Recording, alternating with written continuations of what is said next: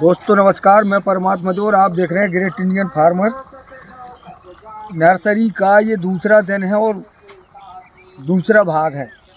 तो जैसा पहला भाग ज़रूर देख लीजिएगा, क्योंकि हर एक भाग में बहुत महत्वपूर्ण जानकारी है। और ये नर्सरी है, प्रोट्रे की नर्सरी है, ये प्रोट्रे है।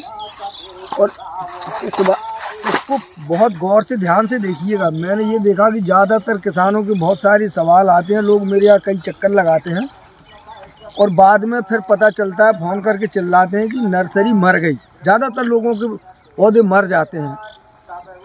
ये समस्या आम है और वो इसलिए है कि लोग दिमाग नहीं लगाते, ध्यान नहीं देते कि क्या बताया, कैसे बताया और क्यों बताया। तो इसे पूरा देखिए और शुरू से देख लीजिए। ये नर्सरी के सारे वीडियो 5-6 भाग में बनाने वाला हूँ। जैसे जैसे काम होता जाएगा, बनता जाएगा, तो पहला भाग शुरुआत का ज़रूर देख लीजिए। उसके बाद ये दूसरा है, और दूसरा ये है कि आप इस पर नज़र डालिए। देखिए, ये कोकोपीट नहीं है, खेत की मिट्टी है। इस मिट्टी में ये यहाँ कसा पड़ा होगा, वो एक करीब 10 किलो का कसा है। वो वाला कसा है, वो आप देख पा रहे होंगे। इसमें 20 कसा खेत की मिट्टी, ये खेत है, ये मिट्टी छनी हुई पड़ी है, उसको दिखा दो एक बार। वो मिट्टी और ये घूरे की खाद।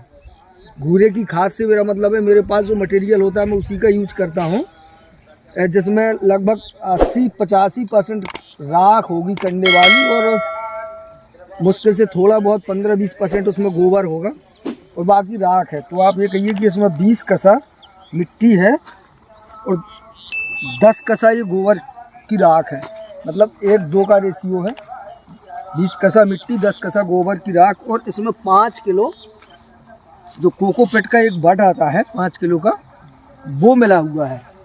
तो मैं आपको वो भी दिखा देता हूँ कोकोपीट का, और मैं कल मिलाऊंगा तो वो भी आपको अगले वीडियो बता दूंगा कैसे मिलाता हूँ।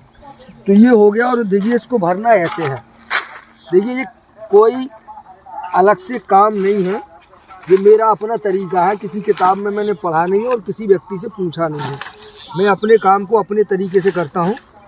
तो मैंने जैसे बताया कि ये बिल्कुल मिट्टी है। आपको जहाँ भी इसकी जानकारी मिलेगी, लोग कोकोपीट की सलाह देंगे, आप टोटल कोकोपीट यूज कीजिए, ऐसा लोग कहते हैं, पर मैं नहीं करता, क्योंकि ये बहुत महंगी है। 60 रुपये किलो आती है। तो ये मिट्टी से काम चलता है और गोबर की खाद से, तो कोकोपीट क्यों मिलाएं।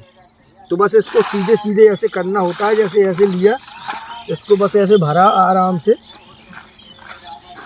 कुछ नहीं करना है। ये प्लेन हो गया। अब इसको ऐसे पूरी तरह से साफ़ कर दीजिए। ऐसे साफ़ कर दिया। साफ़ करने के बाद इसका दूसरा काम होता है। जैसे देखिए, ये भरे भराए रखे हुए हैं। ये 1 2 3 4 5 6 7 8 9 10 11, ये 11 ट्रे तर के ऊपर ऐसे रखिए। और रखने के बाद उनको एक जैसा रखिए, एक दूसरे पे, इसमें कहीं आगे पीछे ना हो। ये बहुत ज़रूरी, महत्वपूर्ण होता है। और रखने के बाद इसको ऐसे प्रेस करके दबा दीजिए। ऐसे ही ये हो गया।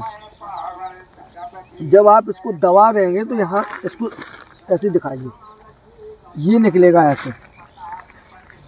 ये इसको गौर से दिखाओ, पास से दिखा दो। ये 1 सेंटीमीटर गहरा है।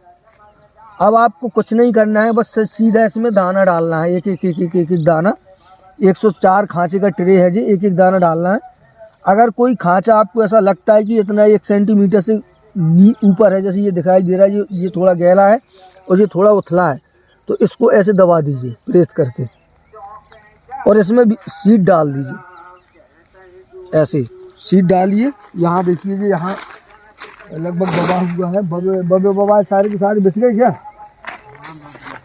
तो ये देखिए, ये यहाँ पे जी बबे हुए ट्रे हैं। इसमें जैसे बोते जाइए और ढेर लगाते चले जाइए 10-10 के। तो इसमें दाने हैं, दाने दिख रहे हैं। ये इसमें देखो, ये इसके दिख रहे होंगे। मिट्टी है इसलिए उसका कलर चेंज हो जाता है। ये दाने हैं। और ये बंद गोभी है। और ये वैरायटी मैं आपको दिखा दूँ, मैं बता नहीं पाया था आपको। इस समय मैं लेके आया जो बंदा की बुवाई कर रहा हूँ मैं। तो ये सिजेंटा की BC99 है, BC90 है, ये देख लीजिए, सिजेंटा कंपनी की BC90 है। और ये CFL 1522, मैं इसकी भी बुवाई करने वाला हूँ। तो ये सिजेंटा की CFL 1522 है। तो ये दोनों हैं, आप इस तरह से देख लीजिए। और ये देखिए मेरा काम कुछ अजीबोगरीब होता है, तो इसी तरह से ये मैं 4-5 साल, कितना 2018 का पैकेट है, जो 2018 में मैंने ये ताइवान का मंगाया था। तो ये कम से कम 250 ग्राम बीज मेरे पास ऐसे ही पड़ा रहा। मैंने थोड़ी बहुत बुवाई की, उसके बाद मेरा मूड बदल गया, तो मैंने नर्सरी वैसे बकरियों को खिला दी और फिर फाड़ दी। तो मैं इसका भी ट्रायल करने वाला हूँ, जो नॉन यू सीड का है। बहरहाल ये भी इन दिनों हो जाता है, ये बरसात के लिए मैं लाया था। जो भी वैरायटी, आप एक बात समझ लीजिए, जो भी वैरायटी जून में जिसकी बुवाई हो सकती है, उसकी बुवाई फरवरी में आप कर सकते हैं। तो ये वैरायटी हो गई। अब इसके बाद जो मिट्टी का ट्रे है, तो उसके बाद इसको ऐसे भरने के बाद आप ये देख रहे होंगे, इसको फैलाया। अब ये इसका दूसरा काम है, आप इसे गौर से देख लीजिए। ये इस तरह से कोकोपेट, इसमें बस कोकोपेट एक नाम के लिए लगाई जा रही है, हल्की सी। तो आप ऐसा कहिए कि लगभग 150 ट्रे में 5 किलो कोकोपेट ये और 5 किलो कोकोपेट उसमें मिलाई गई है, तो 5 किलो इसमें मिलाई है। तो 10 किलो में मैंने काम चलाया। बाकी बहुत महंगी है, तो मैं इसका ज़्यादा इस्तेमाल नहीं करता। लोगों के दिमाग में कोकोपेट का नशा होता है। और इसको देखिए आप, कोकोपेट लगाने के बाद ये सूखी मिट्टी है, सूखी, तो इसमें पानी डाला जाता है हजारे से। तो मैं अभी वो पानी डाल के दिखा दूंगा मैं। और पानी डालने के बाद इसको यहाँ पे डंप किया जाता है। ये 1 2 3 4 5 6 7 8 9 10, ये 10 का रेशियो याद रखिएगा, बहुत ज़रूरी होता है। 10 ट्रे एक साथ उठाइए, 10 ही ट्रे एक साथ रखिए। 10 से ज़्यादा इसको तर के ऊपर मत रखिएगा। 10 से ज़्यादा रखेंगे ट्रे दब जाएगा। आराम से धीरे धीरे रखते चले जाइए, जब पूरा आपको भराई हो जाए तो फिर इसको ढक के रख दीजिए। इस समय अभी आज लगभग 125-150 के आसपास की ट्रे की भराई हुई है। तो ये देख रहे हैं कि आप इसमें ये कोकोपेट लग गई है। अब लगने के बाद इसमें पानी डाला जाएगा, मतलब मैं पानी डालता हूँ, उसके बाद फिर काम करता हूँ। तो पानी वानी कैसे डाला जाएगा वो भी मैं आपको भी दिखाने वाला हूँ। अब ये देखिए, पानी का भी एक अपना गलत और रेशियो होता है, कितना पानी डालना सही है। क्योंकि मिट्टी सूखी है और कोकोपेट में जो नमी है, इसका कोई खास लेना देना नहीं है इस नमी से। तो ये जैसे एक लाइन में 30 ट्रे बिछाए गए, तो ऐसा कहिए कि मैं आपको नाप बता रहा हूँ, 30 ट्रे में 18 लीटर पानी, इस तरह से, या आधा लीटर पर ट्रे के हिसाब से, ऐसा मान लीजिए, ये सही रहेगा कि आप एक ट्रे में आधा लीटर, जैसे अगर आप 30 ट्रे बिछाएं तो 15 लीटर अगर पानी भी डालते हैं तो काम चलेगा। चूँकि हजारे से डाला जाता है तो पानी ट्रे में 15 लीटर जाता है, और बाकी जो 2-2.5 लीटर पानी होता है तो वो फैल जाता है इधर उधर। तो पानी भी इसमें हल्का डालिए ऐसे, तो ये नमी वहीं तक पहुंच जाएगी। मैं अभी आपको ये भी दिखा दूंगा कि नमी कहाँ और कितनी पहुंचती है। और पानी हजारे से ही डालिए, ज़्यादा दिमाग मत लगा दीजिएगा, नहीं तो बाद में चला जाएगा। ये टोटल काम रिक्सी होता है। और मैं यही कहूँगा कि अगर आप पहली बार ये काम कर रहे हों तो प्रो ट्रे में बिल्कुल भी नर्सरी मत लगाइएगा, जब तक कि थोड़ा बहुत कोशिश करने के बाद उसको एक बार अच्छे से देख लीजिए, कितना खाद, कितना पानी और कितनी कहाँ ज़रूरत है। अगर अनावश्यक रूप से आप डाल देंगे, जरा सी भी कोई चीज़ इधर उधर हो गई तो आपकी पौध मर जाएगी। ये बिल्कुल अनुभवी आदमी जो इस काम को करता रहेगा तो वही कर पाएगा। देखिए, बहुत ज़्यादा पैसा खर्च नहीं होता। और मैंने जैसे गोबर की कंडे की खाद डाली है, तो आपके पास अगर वर्मी कंपोस्ट है या गोबर की सड़ी हुई पुरानी खाद है तो आप उसका उपयोग कर सकते हैं। बट रेशियो वही रहेगा कि 2 हिस्सा मिट्टी, जैसे 2 कसा मिट्टी और कह लीजिए, और 1 कसा वर्मी कंपोस्ट या गोबर की सड़ी हुई खाद होनी चाहिए, बहुत पुरानी। वर्मी कंपोस्ट भी हो तो वो भी 1 साल पुरानी हो कम से कम, नई की नई ना हो, नर्सरी के लिए। और अगर गोबर की सड़ी हुई खाद हो तो वो 2-3 साल पुरानी कम से कम होना चाहिए।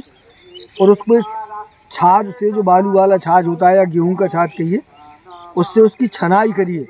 मिट्टी की भी छनाई करिए। मैंने वो मिट्टी पड़ी है गेहूं के छाछ से छनवाई है और खाद भी छनवाई है। उसके बाद उसको मिलवाया है इस तरह से। ये बवाई है और पानी मैंने बताया कि आपको ऐसे डालना है। और इसके बाद इसको टोटल ऐसे बंद कर दिया जाएगा। ये और महत्वपूर्ण काम है, इसे आप समझ लीजिए। कि बिल्कुल ऐसे इसको खोल खाल के ऐसे ढक के इसको चारों तरफ से बिल्कुल बंद कर दिया जाएगा। ना इसमें हवा जाएगी, ना धूप जाएगी। पन्नी से इसको पूरी तरह ढक दिया जाएगा।